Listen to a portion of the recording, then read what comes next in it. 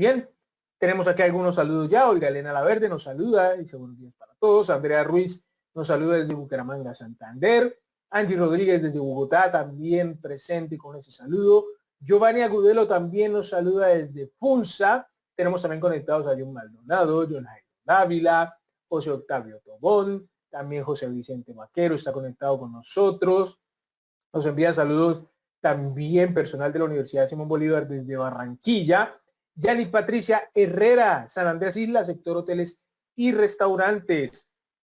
Olga Elena Laverde también nos añade que está en Medellín, sector construcción y agencias de viajes. Angélica Pérez, también desde Cali, nos dice Alexandra Díaz que pertenece al comercio. Y Clara Isabel Cardona, quien está conectada desde Cali, Valle del Cauca. Bien, muchas gracias para todos los que participan, para los que están conectados con nosotros en esta jornada, tanto en las plataformas como en redes sociales. Muchas gracias por estar conectados con nosotros. Bien, ahora sí vamos a presentar a nuestro conferencista. Él es Germán Ramírez, contador público especialista en administración y auditoría tributaria de la Universidad Jorge Tadeo Lozano, especialista en contabilidad financiera internacional de la Universidad Javeriana, con más de 20 años de experiencia en temas legales, contables, tributarios, de auditoría y control interno. Además, es asesor en implementación en sistemas de control interno y planeación fiscal en diversas compañías del sector comercial, industrial y de servicios. Yo voy a aprovechar para darle la bienvenida, para invitarlo para que active su cámara y su micrófono y nos comente cómo se encuentra la mañana de hoy, qué tal la energía para trabajar este tema, esta charla empresarial que tenemos el día de hoy. Bienvenido, Germán. Hola, Carlos. Un gusto acompañarlos el día de hoy. Con todas las energías puestas ya para el comienzo de este año, ya listos a empezar a tener las obligaciones que nos atañen a los que ejercemos esta profesión, atender todas las entidades del orden nacional y distrital o municipal en el caso que compete a algunos entes territoriales con sus atenciones de todas las obligaciones tributarias que tienen en cada uno. Para el caso ya de este año, digamos que ahorita vamos a empezar a recopilar todo lo que ocurrió en la reforma tributaria y anteriores. Digamos que aquí, en lo que vamos a ver hoy, vamos a aplicar la normatividad que nos aplicaba antes de la expedición de la ley 2155. Porque, pues, esto modificaba un impuesto de renta y los impuestos de renta son de periodicidad anual, pues este impuesto que vamos a declarar ahorita es correspondiente al año 2021, el cual ya viene reglamentado o está legislado, reglado en la ley 2010 del año 2019. Bien, entonces no sé si me dan los permisos, Carlos, para presentar la pantalla, por favor. Perfecto, claro que sí, ya tienes los permisos de presentación en este momento. Y mientras tanto, yo los invito a todos ustedes para que empiecen a participar con nosotros con preguntas. Recuerden que siempre pueden participar con preguntas a través del chat. A medida que vaya avanzando la conferencia, pueden ir dejándonos las preguntas y vamos a estar abordándolas después de las 11:45. En esos últimos 15 minutos tendremos este espacio para, primero, resolver un sondeo y luego para abordar las preguntas que tenemos o que vamos a tener de todos ustedes para nuestro conferencista. Recuerden también que Joe Silva está detrás de cámara tratando de recopilar las preguntas que ustedes hagan tanto en la plataforma como en las redes sociales. Bien, adelante Germán, este espacio es todo suyo. Nos veremos finalizando la sesión pues para abordar las preguntas de los asistentes. Claro que sí, Carlos. Muchas gracias. Bien, entonces como les estaba comentando al inicio, tenemos de alguna manera la ventaja de que este cumplimiento formal que tenemos que llevar a cabo ahorita ya a partir del próximo mes, viene con la legislación que aplicaba antes de la expedición de la ley 2155. Es decir, que el primer punto es que la tarifa sobre la cual vamos a declarar el impuesto de renta del año 2021 va a ser una tarifa del 31% y no del 35%, como quedó plasmado en la ley 2155. De pronto cuando vayamos a vernos inmersos en el uso de esta nueva tarifa, va a ser para aquellas personas que estén obligadas, personas jurídicas, que estén obligadas a hacer el cálculo del impuesto diferido, que pues ahí sí van a tener que utilizar esas tarifas del 35% que rige para el año 2022. Entonces hoy vamos a hablar en contexto de todo lo que nos toca contemplar, todo lo que nos toca tener en cuenta para poder elaborar la declaración de renta del año 2021, el periodo gravable 2021. Es de aclarar, este impuesto aplica para los que están inscritos en el régimen ordinario. Si de pronto, después de concluir con esta sesión, ustedes logran determinar que es muy complicado hacerlo y tienen la opción de acogerse al régimen simple, pues pueden hacerlo, pero eso ya les aplica para el periodo gravable 2022. Para el periodo gravable 2021 ya la foto quedó tomada al 31 de diciembre y simplemente lo que vamos a hacer por las personas jurídicas que están obligadas a cumplir con el deber formal de presentar la declaración de renta, ya tienen que hacerlo con la información disponible que trascendió durante el año 2021. Que haya sido buena o haya sido mala, es independiente, simplemente pues es declarar o confesar todas las operaciones contables y financieras que ocurrieron y determinar si hay impuesto a cargo o no. Si obtuvieron muy buenos ingresos, es probable que la contribución vía impuesto de renta sea un poco significativa, y si de pronto hubo muchas afectaciones por todo lo ocurrido, por todo lo acontecido, pandemias y sumados a paro nacional, etcétera, pues de pronto se obtendrá algún déficit o una pérdida que no lo obligará a pagar impuestos.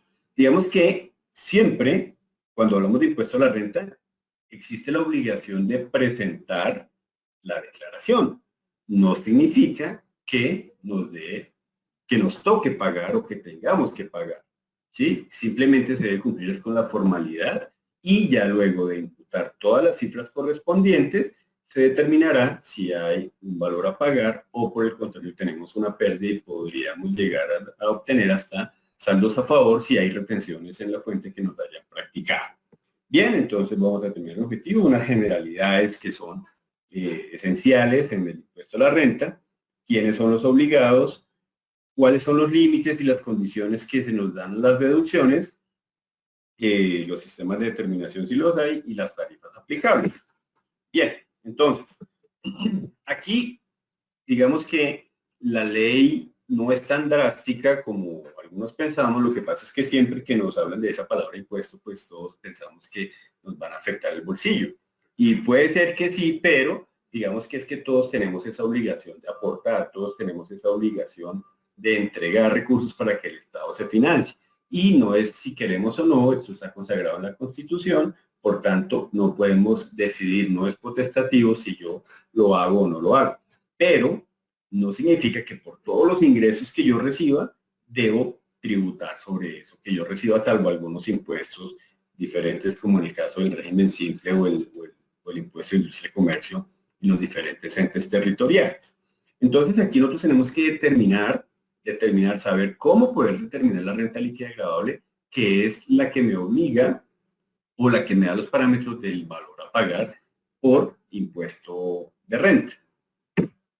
Bien, el impuesto de renta está basado en que sea equitativo, que sea progresivo, ¿cierto? Entre más riqueza se obtenga, entre más rentas se obtengan, pues más impuesto voy a pagar, ¿cierto? Esa es la progresividad. ¿Y qué pasa? Yo aquí el Estado, ya cuando yo soy una empresa o ejerzo alguna actividad, el Estado ya es mi socio, es decir, que yo de todas las operaciones que haga o de las utilidades que vaya a obtener, ya tengo que entregarle un 31% de dividendos, que para este caso se llama impuesto, que lo tengo que entregar al Estado. Entonces yo nunca puedo decir que a mi socio no le voy a pagar, ¿sí? Entonces ya tenemos que partir del supuesto, de la premisa, que siempre que yo inicio alguna actividad económica o ejerzo alguna actividad económica, tengo un socio llamado Estado al cual le debo entregar unos dividendos llamado impuesto de renta.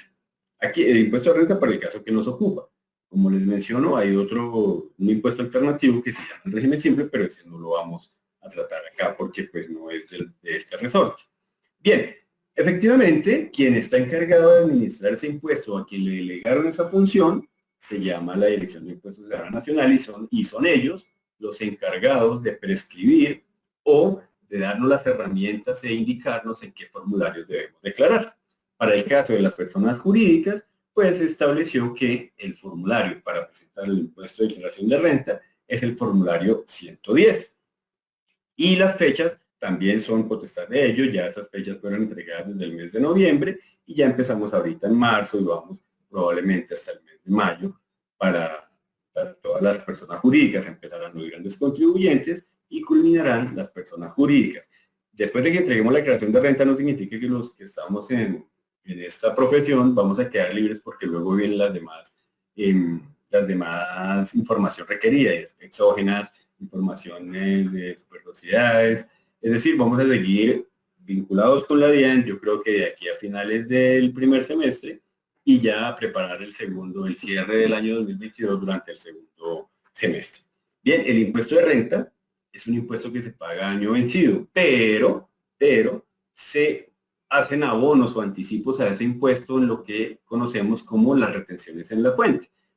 Siempre que mensualmente los que somos agentes retenedores, mensualmente estamos practicando una retención a aquellos proveedores que nos surten bienes o nos prestan servicios, entonces esa declaración de retención en la fuente que yo voy pagando o consignando mensualmente, pues es un anticipo a ese impuesto de renta. Entonces, por eso es probable que al cierre del año 2021, que es el periodo sobre el cual estamos hablando, es probable que esas personas vayan a quedar con un saldo a favor si de pronto sus gastos fueron superiores a sus ingresos o de pronto las retenciones superaron el valor del impuesto a cargo que esas personas tienen.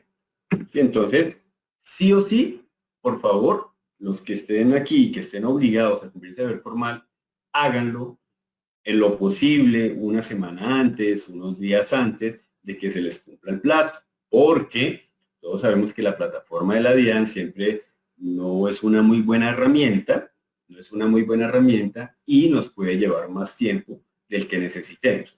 Y si de pronto lo hacemos el mismo día o en los últimos días, se nos puede ir pasar de tiempo y ya nos toca pagar una sanción que mínimo es una sanción de 10 unidades de valor tributario, es decir, 380.000 pesos, que es la sanción mínima. Una sanción muy cuantiosa cuando son pymes o micros, sí, pero esa es la ley, esa es la ex dura lex, nos toca cogernos a ellos y cumplir lo que está vigente en la norma. Entonces, como consejo y por experiencia, con conocimiento de causa, como dicen, es mejor hacerlo unos 2, 3 o lo posible una semanita antes para evitar que vayamos a tener una sorpresa con esa plataforma. Igual, digamos que presentarla antes, de pronto también nos da algunos beneficios que vamos a hablar más adelante, los beneficios de auditoría, etcétera. Contrario que si lo presento a una fecha posterior, pues puedo perder esos beneficios. En fin, bueno, entonces, como todos los elementos de impuesto que existen, el impuesto de renta no es la excepción. Cada impuesto debe mínimo contener esos 5 elementos, ¿cierto? Que es un sujeto activo, que es un sujeto pasivo, que cómo se sustenta el hecho generador, cómo se da el hecho generador en el impuesto, cuál es la base gravable y cuál es la tarifa. Entonces, siempre que exista cualquier impuesto, no solo impuesto de renta, sino cualquier tipo de impuesto, llámese impuesto a las ventas, llámese impuesto de industria y comercio, llámese impuesto de gravamen a los movimientos financieros, en fin, toda la infinidad de impuestos o todo el catálogo de impuestos que todos conocemos debe contener mínimo estos elementos.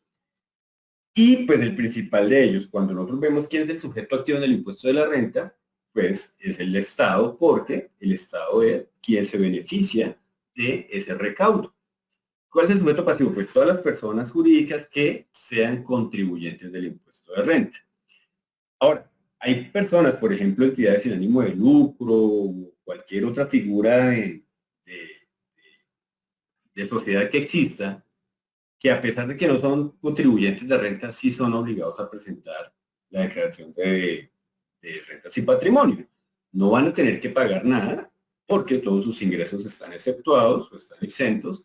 Simplemente tienen que cumplir una formalidad. Pero si no cumplen esa formalidad, pues se acogen a las sanciones establecidas en el Estatuto Tributario, artículo 651 y siguientes, donde la sanción mínima que toca pagar pues son los 380.000 pesos, que son las 10 UETs. Entonces, para este caso vamos a hablar de personas jurídicas que sean responsables del impuesto de renta. El hecho generador, entonces, ¿cómo se da ese impuesto? ¿Qué lo genera? El impuesto lo genera la riqueza, la obtención de ingresos. ¿Sí? Por eso es que ustedes han escuchado cuando siempre que hablan del impuesto al patrimonio o de otros impuestos, siempre dicen que no graben el impuesto al patrimonio porque eso es antitécnico, en el sentido de que usted va a pagar por algo que tiene quieto. Algunos empresarios o algunos gremios proponen que se aumente más bien, si la necesidad del Estado es tan grande, es una exigencia por la cual ya sufrimos la consecuencia de las calificadoras de riesgo. Si de pronto es tan trascendental aumentar ingresos y demás, pues piden que no lo impongan al impuesto al patrimonio porque usted puede perder, no quiere decir que porque usted tenga un patrimonio va a estar ganando, ¿cierto? Entonces por eso proponen que más bien esos puntos que se necesiten, o ese cubrimiento del impuesto de ingresos que se necesiten, lo destinen o lo canalicen vía el impuesto de renta en una mayor tarifa, ¿cierto? Entonces ahí es donde empieza como a verse la lógica de el por qué se le puede dar como una secuencia sana a ese impuesto, porque yo puedo pagar impuestos en la medida que yo esté ganando o que yo esté obteniendo, ¿cierto? Si yo aumento mis clientes, mi capacidad de clientes, aumento mis ingresos, pues como vimos que una de las características de este impuesto es que sea progresivo, pues al extender o al obtener más ingresos, puedo tener más capacidad de contribución y hacer el pago. Bien, entonces, siempre que yo obtenga algún ingreso y que ese ingreso no esté exceptuado por ningún lado, que no tenga ninguna señalización de exclusión o de exención en el impuesto a la renta, va a pagar impuesto después de la depuración que vamos a ver ahorita. Y con base en esto ya yo determino la renta que va a ser gravable después de a esos ingresos imputarle todos los costos y gastos o costos y deducciones en los cuales yo me haya visto obligado a incurrir para poder generar ese ingreso. Entonces, por ejemplo, un señor en la construcción para poder generar una vivienda, él tiene que comprar materiales, pagar obreros, tiene que pagar licencias, tiene que pagar permisos, etcétera. Es decir, tiene que incurrir en una serie de gastos para poder llegar a tener su producto terminado, que es el apartamento o el inmueble que va a enajenar. Para el caso del 2021, las tarifas que tenemos vigentes son la del 31%, la del 20% y la del 9%. Son tarifas diferenciales, sí, pero cada una tiene una característica especial. La general es la del 31%, la del 20% que aplican zonas francas y otros entes, allá en el artículo 240 los encontramos, y la tarifa del 9% que aplica para aquellas empresas que fueron creadas en el año 2010. Bien, entonces aquí ya viene lo importante. ¿Qué es lo principal sobre lo que yo voy a pagar el impuesto de renta? Pues sobre los ingresos, ¿cierto? Entonces, ¿pero qué es un ingreso? Pues el ingreso es aquello que sea susceptible efectivamente de incrementar el patrimonio. Entonces, por ejemplo, preguntas que le hacen a uno, sobre todo cuando hacemos la declaración de renta de personas naturales. Bueno, mi esposo, yo soy separada y él me consigna 5 millones de pesos a mi cuenta. ¿Yo cómo declaro eso? No, pues eso no es un ingreso porque ustedes están pagando, es una manutención. Usted lo que está recibiendo es ejerciendo un mandato de recibir el dinero para entregárselo o para pagar los gastos de su hijo. Sí, en ese caso no hay un incremento patrimonial. Pero en el entendido de que cuando yo voy a declarar ingreso, entonces ahí es cuando yo tengo que estar muy pilas, o tengo que estar muy cuidadoso en cómo voy a determinar la renta gravable. Si a mí me entró dinero al banco y ese dinero fue producto de un préstamo, pues efectivamente sí incrementó mi cuenta, mi activo, porque en mi cuenta corriente tengo 100 millones de pesos, pero también aumentó mi deuda porque lo estoy debiendo. Entonces yo tengo un patrimonio líquido de cero, porque la deuda menos el activo menos la deuda, pues tengo un patrimonio líquido de cero. Entonces ahí no estoy incrementando mi patrimonio. En ese caso no debe constituirse o declararse como un ingreso todos aquellos dineros que nos entren, pero que efectivamente no constituyan un ingreso. Si yo tengo reembolsos, pues los reembolsos no son un ingreso porque el reembolso es como si usted le hace un préstamo a alguien y simplemente le está diciendo que le devuelva lo que le prestó, que usted pagó los taxis o que pagó la nómina de cierta persona y demás, y entonces usted le hace una factura para que le pase un ingreso, para que le reembolse ese dinero, pues eso no es un ingreso, salvo que en la contabilidad usted lo esté manejando como costo e ingreso directamente. Pero el objetivo es de que cuando yo voy a partir o voy a llegar a hacer el impuesto de renta, tengo que partir de los ingresos, y los ingresos son aquellos que efectivamente vayan a generar a generar incremento en el patrimonio de esa persona jurídica o esa persona natural, si es el caso. Si es el caso. Digamos que, como les decía, la ley no es tan drástica, y también le dice que, ojo, que a todos los ingresos que usted obtenga, pues resten las devoluciones o el descuento que usted haya entregado, ¿cierto? Porque pues para usted ir a conquistar mercado o para usted poder atender todas sus ventas y demás, usted tiene que empezar a dar algunos incentivos. Entonces usted va y le dice a sus clientes, vea, por un volumen que usted me dé, yo le voy a dar un 10%, o por una, y también pues le voy a decir que lo que usted no vende yo le voy a aceptar la devolución, le voy a otorgar una garantía, etcétera. Entonces, si usted vendió 100 pesitos y otorgó descuentos de 20 pesitos, pues su ingreso neto va a ser de 80 pesitos, y de ahí en adelante es donde va a empezar a pagar. Es diferente pagar sobre 80 que pagar sobre 100. Entonces, por eso digo, la norma es benevolente en el sentido de también llevar a un sentido común el pago del impuesto. Sí, porque aquí el impuesto de renta se paga sobre las utilidades, y las utilidades pues se generan a partir de los ingresos. Bien, después de esas devoluciones y demás, devoluciones y descuentos si los hubiere, pues vamos a restar todo lo que sean las deducciones o los costos que hayamos incurrido para poder generar esa utilidad o esa renta. Y después ya tenemos nuestros ingresos menos los costos, menos las deducciones, y llegamos a una base que es a la que le vamos a aplicar la tarifa del 31 o del 20 o del 9% según corresponda, ¿sí? Entonces, nosotros partimos de unos ingresos brutos, que son la facturación obtenida. De pronto, si hay un ingreso no constitutivo de renta ni de ganancia ocasional, esos ingresos, pues, se presume que son como una compensación que se recibe. Entonces, si llegara a haber, o sea, son muy limitados los que llegaran a existir. Por ejemplo, en el caso de las personas naturales, el tema de los aportes de seguridad social se toma como un ingreso no constitutivo de renta, es decir, le aceptan ese descuento en su momento de determinar el impuesto para no ir a pagar sobre él. Entonces, en el caso de que una persona jurídica llegara a tener ingreso no constitutivo de renta, en el artículo 36 y sus siguientes los van a encontrar. Si llegara a tenerlo, entonces los ingresos brutos van a restar esos ingresos no constitutivos de renta. Van a restar las devoluciones, rebajas y descuentas si las hubieron, si existieron, perdón. Entonces, de ese primer neto, vamos a obtener una renta bruta.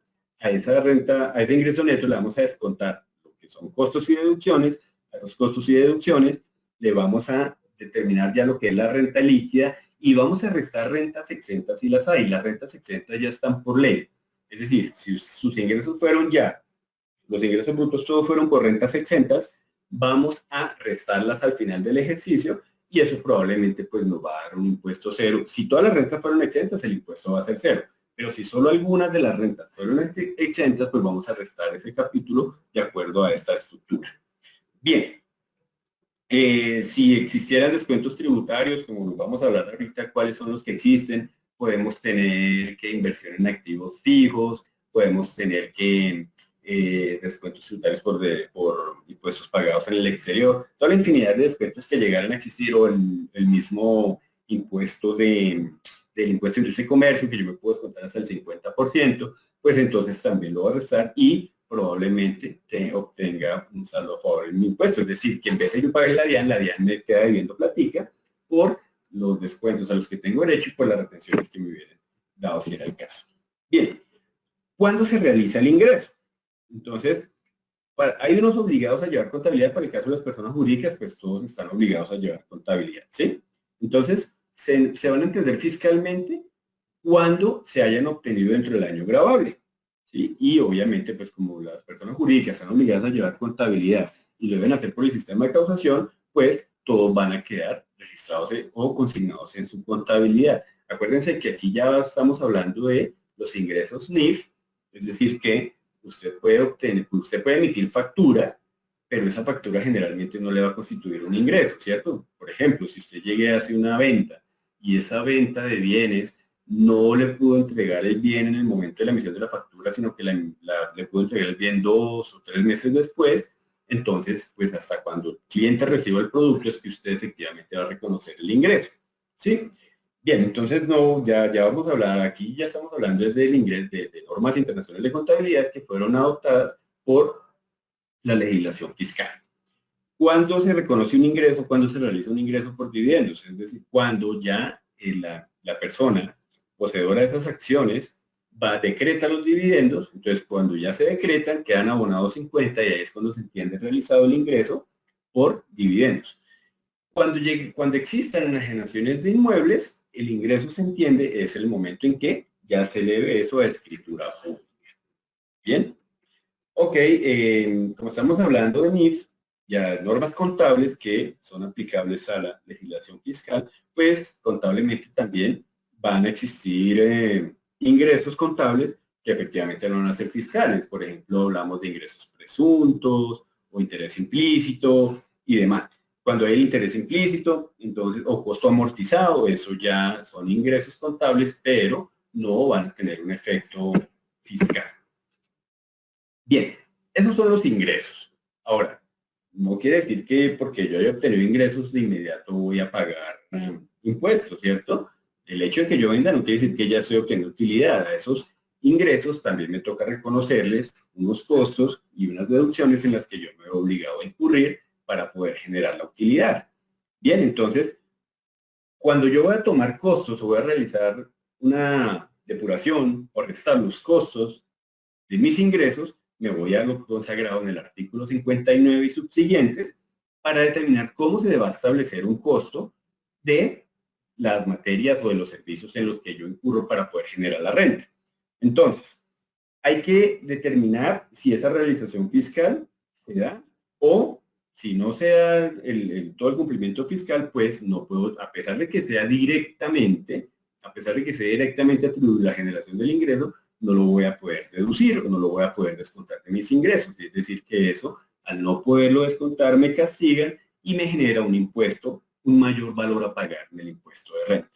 Entonces, ¿qué deterioros de inventarios? Pues usted no puede ir a tomar ya lo que se le ha perdido el valor de los inventarios y lo a restar de sus ingresos, porque la norma le dice que solamente hasta que usted enajene esos inventarios que han sufrido deterioro es que puede realizar ese costo. ¿Qué hay intereses implícitos? Pues sí, usted tiene un interés implícito, pero eso no significa que usted tenga un costo directamente ya realizado sobre esto. La medición del valor razonable.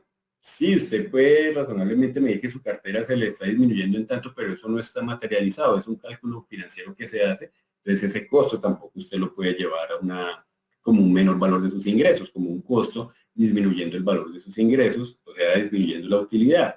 Que tiene provisiones, las provisiones simplemente son estimaciones, eso no da lugar a ya haber incurrido en un costo real y por tanto no lo podría deducir o detraer de los ingresos obtenidos. Deterioro de activos, solamente hasta el momento en que usted enajene va a determinar si efectivamente incurrió o no, porque usted dice, no, yo tengo una casa en la avenida, cerca de la ribera, en el río, y entonces yo creo que eso más bien, yo digo que no vale 100 millones, sino que vale 80. Y resulta que cuando de pronto fueron a hacer un muelle o algo y le compraron su vivienda y no le dieron 100 sino 200 millones. Entonces, por eso hasta que usted realice ese acto de ese menor valor o ese posible menor valor de sus activos es que puede llevarlo como un menor valor o como un costo detrayendo, disminuyendo el valor de los ingresos que haya obtenido. Bien, ahora sí vamos ya a los costos que podrían ser deducibles directamente. Los costos en los activos móviles y los fijos. Entonces, ¿cuáles son los activos móviles? Pues los inventarios, ¿cierto? Que usted los obtuvo con el objetivo o cuyo destino era la venta. En el costo de los inmuebles o de los activos fijos, pues va a ser el costo de adquisición y ese, como no está disponible para la venta o el objeto no es para la venta, pues el costo se determina de acuerdo a cómo usted lo ha venido declarando y en el momento que posiblemente lo lleguen a enajenar, pues ese va a ser el costo que usted puede restar al valor de la venta que le vayan a dar por ese activo fijo. En el sistema de inventarios, pues, usted para determinar sus costos y demás, debe manejar dos sistemas de valoración que son el permanente o el periódico. Lo hace de forma continua o lo hace por lo menos una vez al año. Bien, hay otras deducciones, otros costos directos que son aceptados fiscalmente, de los cuales, salva previa demostración, son aceptados.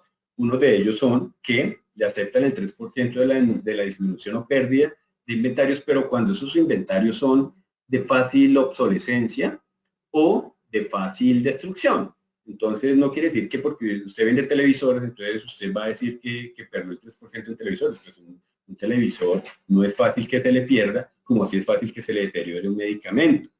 Entonces, a la previa demostración y a las actividades que les aplique, puede tomarse hasta un 3% en esa disminución de los inventarios. Cuando haya obsolescencia y que, y que sean destruidos, y ojo, si aquí usted tiene como como debería ser, muy conservado, usted debe tener aseguradas todas sus materias primas, todos sus inventarios, y en el momento, si llegara a existir algún siniestro, una destrucción, y usted tiene asegurados esos inventarios, pues simplemente la deducción que usted puede tomar es aquel valor que la póliza de seguros no le tenga cubierto. La propiedad de planta de equipo es el costo de adquisición más las mejoras que usted le haga al bien, que efectivamente sean capitalizables. Eso conviene o no dependiendo, pero lo real es que si usted tiene un inmueble y ese inmueble le costó 100 millones de pesos y usted hace reparaciones por 60 millones de pesos, pues eso razonablemente es un mayor valor de su bien, entonces su costo fiscal ya no va a ser de 100 sino de 160 millones. Cosa diferente es que usted tiene un inmueble de 100 millones de pesos y le hizo unas pinturitas, le cambió unos pisos y ese arreglo le costó 1,5 millones de pesos, pues eso es un gasto de mantenimiento del inmueble, por tanto debe llevarlo al gasto y eso puede llevarse como una deducción. Si usted empieza a llevar los 60 millones como un costo, una deducción directamente, pues su impuesto se va a disminuir, probablemente va a generar pérdida y lo más seguro es que el fiscalizador le va a rechazar un costo de semejante magnitud. Bien, esos son los costos directos y ahora las deducciones que en la contabilidad, los que estamos obligados a llevar contabilidad, conocemos como gastos, ¿cierto? Entonces, hay una cláusula o una premisa sobre la cual debemos partir y es que cuando vamos a tomar deducciones, estas deducciones tienen que tener una relación de causalidad, tiene que ser necesaria y tiene que ser proporcional en el ingreso obtenido o a la actividad generadora de renta. Es decir, que si yo vendo inmuebles, si soy un constructor, pues lo más lógico es que todos los costos sean de materiales y los gastos sean de nómina o de pronto mantenimientos que se le hagan a la edificación, ¿es cierto? Pero si yo tengo una constructora y tengo un montón de gastos por mantenimiento de un yate, pues eso no tiene relación de causalidad, porque mis ingresos yo los genero es a través de la construcción y venta de inmuebles o reparación de inmuebles y no obtengo ninguna renta por pasear en yate, salvo que yo venda tours también, que eso puede existir. Hay empresas que tienen un objeto social muy diversificado y pueden obtener esas líneas de negocio allí. Que sea necesario. Entonces, o sea, usted vende inmuebles y tiene unos gastos grandes por mantenimiento de yate, pues eso no es necesario para usted poder vender los inmuebles. Salvo que haya creatividad y empiecen a justificar y a sustentar todos estos tipos de deducciones que puedan llegar a existir.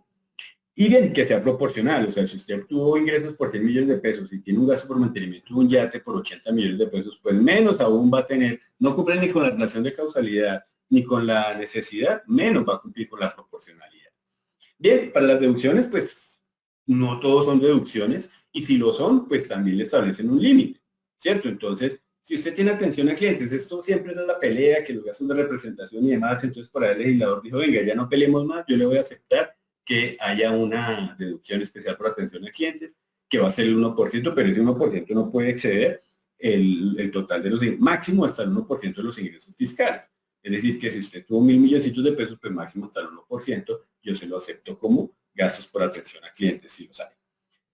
Usted de pronto tiene demandas por litigios, listo, yo se las acepto, porque eso es el común, eso ocurre, o sea, entonces, cuando eso llegue a ocurrir, el momento en que usted va a reconocer esa deducción solamente hasta que cela el juzgado o alguien de la orden de que haya pago y usted realice el pago.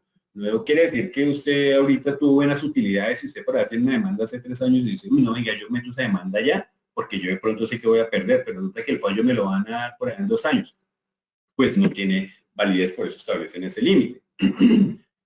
Ya si usted quiere de pronto tener una mejor atención a sus empleados y ya no quiere de alguna manera pagar tanto impuestos, sino que prefiere, en vez de dar esa plata al Estado, usted más bien prefiere invertirla a sus empleados, pues ahí le aceptan que haya un beneficio, una deducción especial por pago a los programas de educación de sus empleados o las becas entregadas a ciertas instituciones. Eso ya cada ministerio sacará la reglamentación necesaria para que la persona pueda tener esa deducción. Digamos que estos son como excepciones a las deducciones que hay. Cuando hablamos nosotros aquí de la causalidad, necesidad y proporcionalidad, aquí ya se nos sale el rango, pero digamos que estas contribuciones son en aras de prestar un bienestar social o entregar un beneficio social que no sea a cargo del Estado, sino a cargo del contribuyente, que el contribuyente como que le quita esa carga al Estado y prefiere ir a pagar la educación de sus empleados, entonces le acepta. Eso es para los jóvenes hasta los 28 años, y esto ya está a partir del año 2020. Los salarios pues son deducibles, lógicamente, siempre y cuando se pague también los aportes parafiscales, porque cada salario va conexo con esos impuestos parafiscales que hay allí, la parafiscalidad que conocen y que ya pues hace rato están que la tumban porque saben que eso genera un costo grandísimo en el momento de contratar a una persona y esto a la final lo que lleva es a generar un poco más de informalidad. Bueno, si hay pagos, si usted contrata viudas o miembros de las fuerzas militares puede tener una deducción hasta el 200%. Si genera el primer empleo también va a obtener una deducción del 125%, es decir, que usted paga 1.000.000 de pesos, pues va a poder deducirse hasta 1.250.000. Las prestaciones sociales, aquí el asterisco es para las personas que están en nómina electrónica y que ya les obligaron a reportar nómina electrónica, que el dilema estaba en la nómina del año 2000, perdón, la nómina de diciembre, que pedía que se reportaran las cesantías y los intereses de las cesantías, que todo empezó como la discordia porque las personas estaban convencidas de que se reportaba era lo devengado por el empleado. Y resulta que después le habían vuelto la torta, volteó la torta no, explicó y enfatizó que la nómina electrónica era el soporte de los costos y deducciones. Y cuando se hace la provisión de las cesantías y de los intereses de las cesantías, pues se toma una deducción allí. Entonces, por eso tocaba reportarlo en la nómina del mes de diciembre, la nómina electrónica del mes de diciembre. ¿Sí? Porque las prestaciones sociales son una deducción muy importante al momento de liquidar el impuesto de renta. Aportes a los fondos de cesantía, los intereses pagados en las obligaciones bancarias o cualquier préstamo son deducibles. Otra deducción importante, los impuestos. ¿Sí? Todos los impuestos son deducibles salvo los que la norma excluya, eso lo encontramos en el artículo 115. Pero uno de los principales aquí es que el impuesto de industria y comercio aún sigue vigente, el descuento del 50%, para el año siguiente estaba que el descuento tributario era del 100%. Aquí ya lo limitaron con la ley 2155, para el año 2022 va a seguir siendo hasta el 50%, pero para el año 2021 el impuesto de industria y comercio va a ser, se puede tomar como descuento del 50% o como deducción del 100%. El gravamen del movimiento financiero, que ese impuesto no lo han logrado acabar, por la implicidad, por la dificultad que esto tiene en el presupuesto nacional, no han podido quitarlo, no han podido encontrarle un reemplazo, aún sigue vigente, y ese pues también da la potestad de que sea deducible un 50% de ese impuesto, siempre y cuando esté certificado por la entidad que lo haya retenido. Obviamente, y claramente la norma lo señala, que lo que es el impuesto a la renta y el impuesto a la normalización tributaria no son impuestos deducibles. Ojo con el impuesto de industria y comercio, que si bien yo puedo tomar un 50% como descuento tributario, no significa que el otro 50% lo pueda tomar como deducción. ¿Sí? La habían conceptuado de que eso no se podía, o lo toma como 50% de descuento tributario o lo toma como 100% deducible. Ahí ya toca hacer el cálculo y efectivamente es un impacto, un efecto de caja en el que yo determino si lo llevo como deducción o lo llevo como impuesto o como descuento tributario.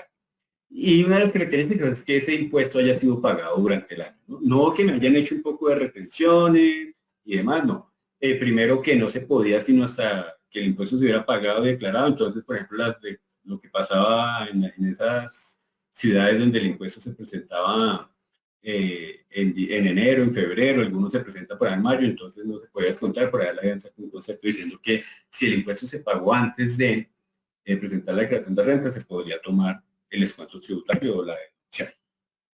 Bien, ahorita con toda esta globalización que tenemos también, pues yo me veo la obligación de pronto ir a contratar personas del exterior o personas que no tienen residencia fiscal.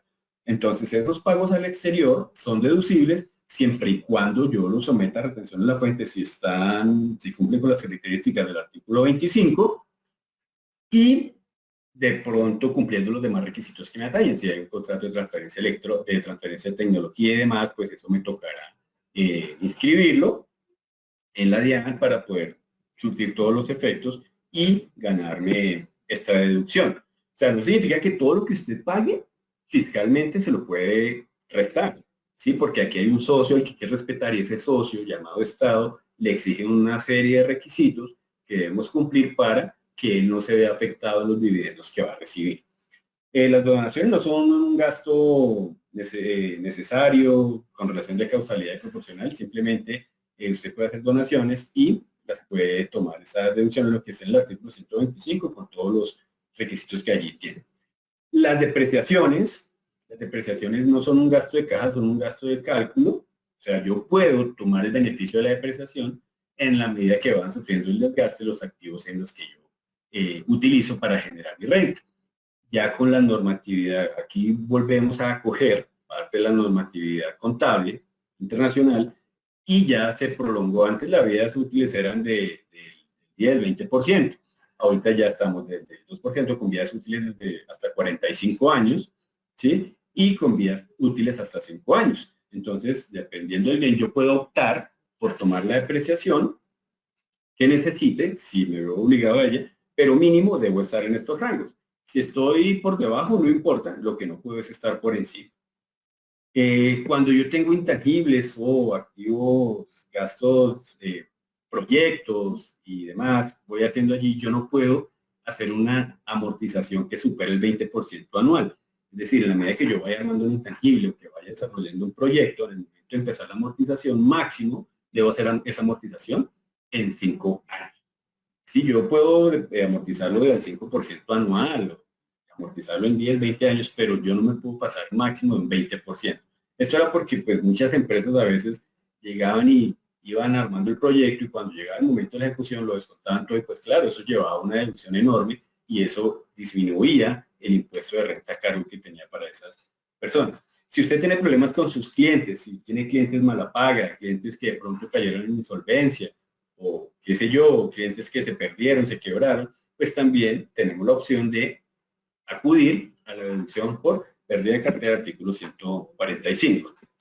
Bien, las rentas exentas que podemos contemplar o que existen aún vigentes y algunas nuevas que salieron con la ley 2155, pero que tienen aplicación prospectiva, es decir, a partir del año 2022, la aplicarán en su momento, es decir, este año cuando empecemos a llevar nuestro año corriente y quiera Dios que pues para todos sea benévolo y que estas elecciones no nos vayan a perjudicar.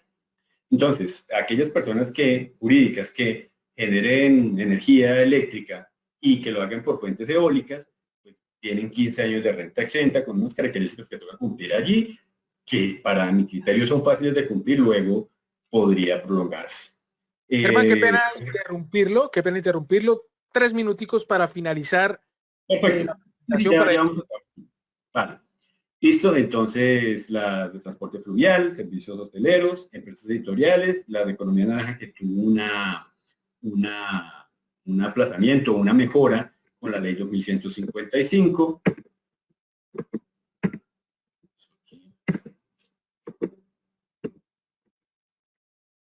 Ok. Listo. Ahora los descuentos tributarios, entonces aquellas personas que hayan inversiones en empresas agropecuarias tienen un descuento tributario, los descuentos pagados en el exterior, las inversiones en control del medio ambiente, hasta el 25%, inversión en tecnología. Aquí hay una nueva, que fue la que se dio en el año 2020 para los que hubiesen hecho contribuciones a que conllevaran la inmunización atendiendo el COVID-19.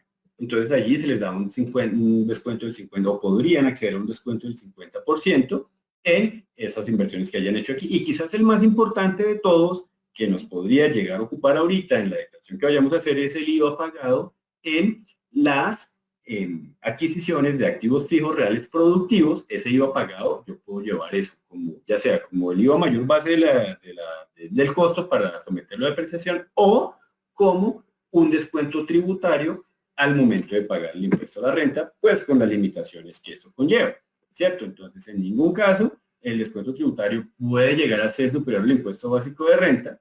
Es decir, que si usted tenía un impuesto básico de 100 pesos y obtuvo 120 millones por pago del descuento tributario, pues no puede llevar ese IVA de los que sea superior al impuesto básico que le dio allí. Hay una limitante aquí, que es de que no puede superar el 75% del impuesto de la renta presuntiva. Recordemos que desde el año 2000, con la ley 2010 de 2019, la renta presuntiva pasó a una tarifa del 0%, luego esta limitante de alguna manera ya da oxígeno a los contribuyentes. El beneficio de auditoría aplica para el 2021, aplica siempre y cuando los 6 meses, si el impuesto se incrementa en un 30% o en un 20%. Para el año 2022, estos límites cambian y el impuesto se debe incrementar en el 35% y en el 25%. Las fechas, pues ahorita ya están los grandes contribuyentes pagando las primeras cuotas, ya se empezaron desde el día de ayer y va hasta el 21 de febrero. Y ya la declaración empieza a partir del 1 de abril y las personas jurídicas empiezan desde el 7 de abril y van hasta el 22 de julio. Bien, Carlos, pues este ha sido la abrebocas de lo que es la declaración de renta del año grabable 2021. Perfecto, Germán, muchísimas gracias por esta presentación, por la información. Y antes de ir con las preguntas, vamos con nuestro acostumbrado sondeo que ya aparece en sus pantallas. ¿Se desarrolló con claridad la sesión de hoy? ¿Sí o no? Los invitamos rápidamente para que participen de este sondeo y nos entreguen esta información a nosotros. Recuerden que es vital, pues siempre tratamos de traer los profesionales más capacitados junto a los temas de actualidad. Así que los invitamos rápidamente, 2 segunditos para que nos colaboren con este sondeo. Es muy sencillo, una pregunta muy sencilla. ¿Se desarrolló con claridad la sesión de hoy? 2 respuestas, sí o no. Los invitamos a que seleccionen una de ellas y podamos avanzar en las preguntas que ya tenemos en nuestro chat. Son varias preguntas y vamos a trabajarlas de forma rápida para tratar de resolverlas todas en la sesión del día de hoy. Muchas gracias a todas las personas también que se conectan a través de las redes sociales. Vamos a dejar unos segundos más este sondeo y vamos entonces con las preguntas. Bien. Vamos finalizando ya lo que es el sondeo y vamos nuevamente con nuestro conferencista. Tenemos aquí preguntas muy interesantes. Rápidamente, ¿cuáles son los principales cambios que deben tener en cuenta las pymes en cuanto a los tributos impuestos de la reforma del 2021? Bueno, lo primero es la tarifa, que la tarifa le cambia. La tarifa ya no va a ser del 31% como la vamos a pagar para el 2021, sino que va a ser del 35%, que ya no va a poderse descontar al 100% el impuesto de industria y comercio, sino que sigue la limitante del 50%. Y ya el tema de facturación electrónica, que es lo que más debe preocuparnos en el momento de las adquisiciones de bienes o servicios, todo debe ser por facturación electrónica, la nómina electrónica que ya también va a aplicar para el año 2022, es decir, que si usted quiere tomar esos costos y gastos para el 2022, ya tiene que tenerlo como nómina electrónica. Esos son como básicamente los principales cambios que existen. Perfecto. También nos preguntan, ¿cuáles son los beneficios que establece la reforma tributaria en materia de IVA y hotelería, entre otros? La hotelería tiene un capítulo especial y ellos inclusive tienen la renta exenta todavía de los 30 años y para las personas naturales los tocaron ahorita. La ley 2060 de 2020 le otorgó ciertos beneficios en lo que son los impuestos indirectos de IVA y el impuesto al consumo y en el hospedaje. y ellos pues ya tienen una tarifa exenta de renta, que la renta pues es el impuesto directo a ellos, pero ellos sí están de alguna manera consentidos y no es como una reparación que les están dando por todos los efectos que tuvo la pandemia, pues fue el sector más golpeado. Entonces, con la ley 2060, ellos les dieron ese beneficio de algunos descuentos en la tasa de turismo y en el cobro del IVA por el año 2022. Perfecto. Cuando son las 11:52 de la mañana, invitamos a Joe Silva con alguna pregunta de nuestros asistentes. Bienvenido, Joe. Muy buenos días, Carlos y Germán. Hola, Tenemos Joe. muchas preguntas de los asistentes. Por ejemplo, Lady Diana Méndez Correa nos pregunta, ¿el reporte de las cesantías e intereses de cesantías se debió reportar la provisión o efectivamente lo pagado? No, aquí ya hablamos de lo que es la deducción que va a tener el empleador, que va a tener el contratante. Entonces, lo pagado, usted ya fue allá en el mes de marzo, de febrero del año 2021, ya hizo su pago que correspondía a las cesantías del año 2020. Para las de 2022, perdón, para las de 2021, efectivamente es el gasto, la deducción que la provisión viene a ser el gasto real porque esa provisión que usted deja es un pasivo real que va a cumplir o que va a suplir ahorita en febrero, ¿cierto? Por estos días hasta el 14 de febrero existe el plazo. Entonces, esa provisión es la que usted tenía que meter allí porque lo pagado, pero si hubo pagos durante el año, también los irá a reportar y eso le salió en su nómina en el momento en que el empleado recibió el beneficio. Pero aquí estábamos hablando del costo y de deducción que se los va a tomar o que beneficias al empleador. El empleado va a recibir sus cesantías y eso es un ingreso exento y si está obligado a pagar renta, pues lo someterá al límite del 40%. Pero aquí aplicado era para el empleador. Perfecto, avanzamos con más preguntas. ¿Cuáles son los mecanismos de lucha contra la evasión de la reforma tributaria? Bueno, uno de los principales, y creo yo que el que más va a ayudar, es el de la facturación electrónica. ¿Por qué? Porque es que la facturación electrónica ya permite elaborar declaraciones sugeridas. Si ustedes han visto las declaraciones de IVA, los que están obligados a hacer su periodicidad mensual, inclusive los cuatrimestrales, ya está llegando esa declaración sugerida. Entonces, al existir la obligación de la facturación electrónica, pues va a poder permitir al Estado monitorear cuáles son los ingresos, cuál es la capacidad de pago, cuáles fueron las utilidades que usted obtuvo, ¿cierto? Entonces, digamos que la carga de esta facturación electrónica va a estar en quien necesite demostrar la deducción.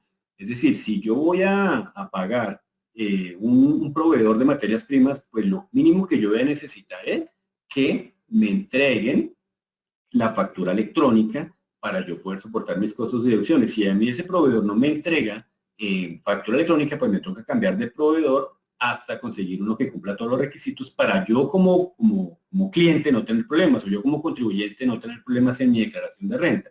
Entonces el principal es el de la facturación electrónica. Démonos cuenta que la factura POS no sirve para soportar costos y deducciones. Sirve como para la persona que vende, que no lo afecten y que no le impongan sanciones por no facturar. Ese es el soporte para él y le aceptan hasta el 5 documentos POS hasta por 5 VTs. Pero no significa que yo vaya a recibir una factura por valor de 5 VTs y me la pueda tomar como costo de deducción. Perfecto. Nos preguntan, ¿qué definió la reforma en cuanto a los plazos para constituir empresas de economía naranja?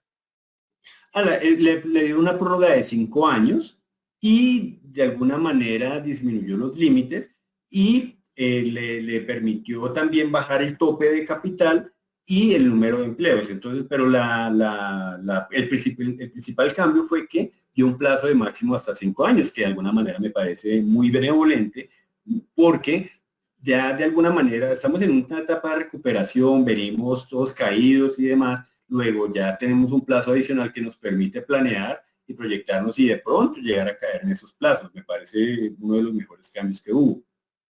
Perfecto. Nuevamente le vamos a dar paso a Joe, quien tiene una pregunta de nuestros asistentes. Joe.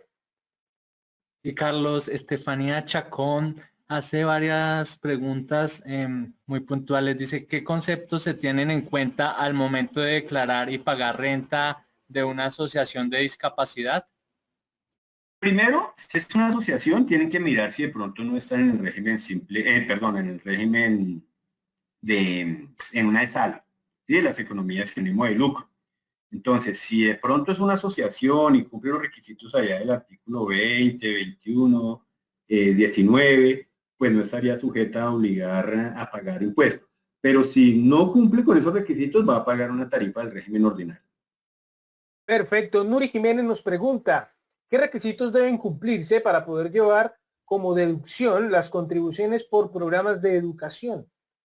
Hay un certificado, las entidades que son beneficiosas de esos ingresos tienen que emitir un certificado, allá nos toca leernos el artículo 125 para determinar todos los requisitos que hay allí, o el 107 en adelante para determinar los requisitos de esas becas que vamos a entregar, si es que vamos a entregar becas o beneficios por educación a empleados, si se aceptan y cumplimos con esos parámetros, pero la certificación es el principal punto, porque se tiene que entregarlos a esas entidades especializadas y que estén de alguna manera avaladas por el Ministerio de Educación. No se le puede dar a cualquiera porque pues entonces se presta para malinterpretar o para dar mal uso al beneficio que da la ley.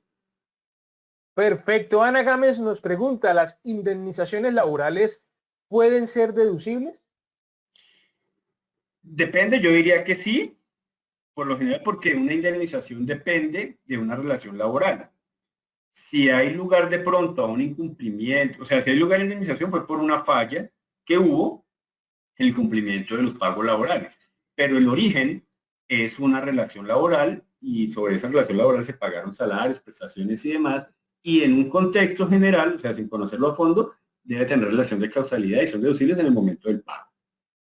Perfecto. Para finalizar, Cindy Villarraga nos dice, para renta de 2021 solo puedo deducirme de renta los costos y gastos por consolidados de prestaciones sociales solo si los reporté con nómina electrónica en el 2021. Lamentablemente sí, porque digamos que la nómina electrónica beneficia únicamente a quien quiera deducir esos costos y gastos de nómina. Porque la nómina electrónica, si es un régimen simple, el régimen simple no se mata haciendo nómina electrónica. Si es una empresa que no es contribuyente, pues no se va a matar a hacer nómina electrónica. La carga, por eso digo, injustamente la carga se la dieron y esa es la persona que necesita soportar sus deducciones, porque a ella sí le toca incurrir en todo eso. Si usted no reportó eso en la nómina electrónica, significa que usted renunció a esos costos y deducciones, pero renunció para el año 2021, porque en el año 2022, pues efectivamente usted lo va a pagar y allí lo podrá tomar, pero solamente para el año 2021 es que renunció a ese derecho. Usted escogió no deducir esos gastos. Perfecto, Germán, muchísimas gracias por estar con nosotros en este espacio de charlas empresariales. Carlos, muchísimas gracias por la invitación y les deseo un muy feliz día. Cualquier cosa, ahí está mi correo. Lo que necesiten, pues quedo atento.